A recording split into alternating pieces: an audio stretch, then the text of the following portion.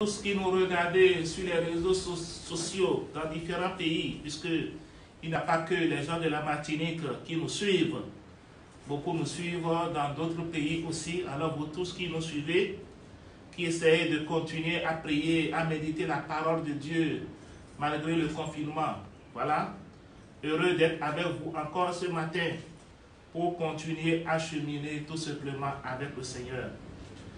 Et en ce deuxième dimanche de Pâques, dimanche de la miséricorde divine, nous sommes toujours dans l'octave de Pâques. Nous continuons à vivre la joie de Pâques. Donc en ce deuxième dimanche de Pâques, voilà, Jésus encore apparaît à ses disciples. Mais Thomas n'était pas là. Et Thomas demande les preuves de la résurrection. Quelle est la preuve? Parce qu'on lui a dit, on a dit à Thomas que nous avons vu le Seigneur. Et quelle est la preuve de la résurrection? Qu'est-ce qui prouve que Jésus-Christ est ressuscité? Dimanche dernier, on parlait du tombeau vide. Voilà, mais qu'est-ce qui prouve aujourd'hui? Et Saint Jean nous donne d'autres preuves, des preuves réelles que Jésus est ressuscité. Alors nous allons méditer là-dessus, tout simplement ma méditation avec vous, 2 points. Les preuves de la résurrection et deuxième point, comment concrétiser ces preuves-là aujourd'hui dans notre vie, dans nos communautés. Alors les preuves. Thomas donc voudrait avoir les preuves de la résurrection. Et Thomas s'est forgé son opinion. Thomas a dit, pour que moi je croie que Jésus est vraiment ressuscité, je dois mettre mon doigt dans son côté. C'est ça que lui veut avoir comme preuve. Il faut que je mette mon doigt là. J'enfonce mon doigt à l'endroit où Jésus a été percé. Il voulait avoir cette preuve. Et quelle est la preuve que Jésus va lui donner? Jésus ne lui donnera pas cette preuve, ou du moins, il lui a donné cette preuve, mais il n'a pas mis le doigt, il s'est plutôt mis à genoux pour dire « Mon Seigneur et mon Dieu ». Alors, dans l'évangile de Saint Jean, parce que Jean est avec Jean, nous avons toute une autre théologie. Dans l'évangile de Saint Jean aujourd'hui, qu'est-ce qui prouve que Jésus est ressuscité? Et quelles sont les preuves que Saint Jean nous donne aujourd'hui? Parce que qu'on le verra ou non, vous et moi, nous ne verrons pas Jésus physiquement. Voilà.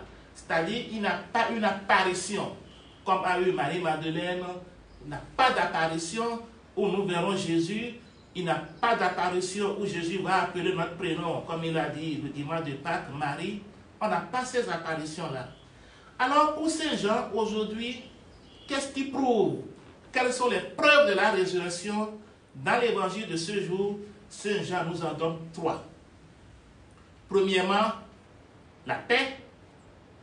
Deuxièmement, si vous avez bien suivi, la paix, disais-je, premièrement. Deuxièmement, le don de l'Esprit Saint. Et troisièmement, le pardon des péchés. Alors, Jean change la logique des choses. Jésus, on ne le verra plus physiquement. Mais la preuve que Jésus est vivant et que Jésus est ressuscité, c'est que nous avons la paix, nous avons le don de l'Esprit Saint et nous avons le pardon des péchés. Et ces 3 preuves, nous les retrouvons dans l'Évangile et nous les retrouvons dans nos vies. Alors, la paix. La paix, comme Jésus le souhaite, puisque dans l'Évangile, il a dit plusieurs fois, la paix soit avec vous. Cette paix, la paix qui vient de Dieu et qui habite nos cœurs, et cette paix qui nous empêche, je dirais, de céder à une forme de dépression ou et même si il y a des difficultés, ne pas sombrer dans la déchéance. Et si nous vivons cette paix, ça prouve qu'effectivement, nous sommes dans la joie du Christ ressuscité tous les jours. Deuxième preuve que nous donne Saint Jean, c'est le don de l'Esprit Saint. Le don de l'Esprit Saint. Si nous vivons toujours dans la mouvance de l'Esprit Saint, en étant fidèles au souffle de Dieu, c'est aussi la preuve que Jésus est vivant. Et troisième preuve pour Saint Jean, preuve du pardon des péchés qui continue d'être exercé dans nos communautés par les ministères ordonnés. Maintenant, comment concrétiser cette preuve-là dans notre vie? Voilà.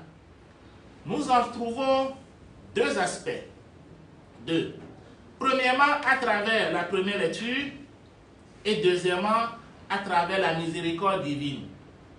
À travers la première lecture, voilà, on nous parle dans la première lecture de la première communauté chrétienne et de ce qu'ils faisaient. En d'autres termes, les 7 essentiels que nous connaissons bien. Alors, concrètement, pour vivre la grâce du ressuscité dans nos vies et dans nos communautés, grâce à l'exemple de la première communauté chrétienne, c'est les 7 essentiels qui donnera encore la preuve de la résurrection et qui nous permettra de vivre les grâces du ressuscité. C'est 7 essentiels qu'énumère la première lecture, le livre des Actes des Apôtres, qui sont la fraction du pain, l'enseignement, la communion fraternelle, le service et l'évangélisation. Alors, dans toute communauté, quand on vit ces 7 essentiels, fraction du pain, prière, adoration, quand on suit l'enseignement, en d'autres termes, quand on se forme, quand on vit une vraie fraternité, quand on est au service et quand on essaie d'évangéliser, cela prouve aussi que nous vivons le mystère de la résurrection dans nos vies et dans notre communauté. Et deuxième manière de concrétiser, c'est la miséricorde divine. Vous le savez, c'est le dimanche de la miséricorde divine. Et ce dimanche, donc, voulu par le pape Saint Jean-Paul II, à partir de l'an 2000, dimanche de la miséricorde divine, lié aussi aux révélations et aux apparitions de la sœur Faustine, à qui Jésus a montré son côté transpercé pour symboliser à la fois les sacrements, le don de la miséricorde divine.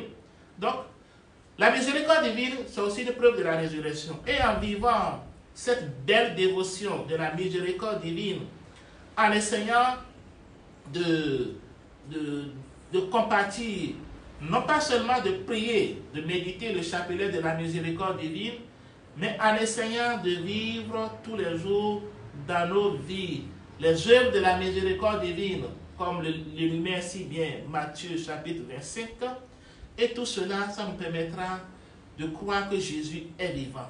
Parce que, qu'on le veuille ou non, chacun de nous, notre monde a plus que jamais besoin de cette grande miséricorde. Sans la miséricorde divine, nous allons tous disparaître. Et à travers l'épreuve que vit notre monde, nous devons encore invoquer davantage cette miséricorde divine pour nous demander à Dieu vraiment que sa miséricorde nous accompagne, nous relève. Parce que sans cette miséricorde divine, je dis, nous allons tous disparaître. Si Dieu devait nous sanctionner, nous allons disparaître. Alors, je voudrais pour nous tous, voilà, en ce dimanche, de ne pas oublier cette belle dévotion, premièrement, et deuxièmement, ne pas oublier les 7 essentiels du livre des Actes des Apôtres. Cela prouve, en vivant tout cela, que nous sommes toujours dans la joie de Pâques et dans la joie du Christ ressuscité. Alors, nous ne devons plus chercher des apparitions nécessairement, non. Nous ne devons plus courir derrière des apparitions, mais en vivant cela, ce que Saint Jean nous dit, en vivant ce qui est révélé, eh bien, nous vivons dans la joie du Christ ressuscité et nous savons désormais qu'il est vivant pour toujours. Alors que notre foi grandisse en la résurrection, chers amis, et que nous aussi, en vivant tout simplement ce que la parole de Dieu propose, nous puissions toujours grandir dans la joie de ressusciter, être heureux, être en paix, devenir artisan de paix, devenir artisan de la miséricorde, de la réconciliation, vivre sous la mouvance de l'Esprit Saint. Tout cela prouve que Jésus est vivant et qu'il est toujours, maintenant et pour les siècles des siècles. Amen. Amen.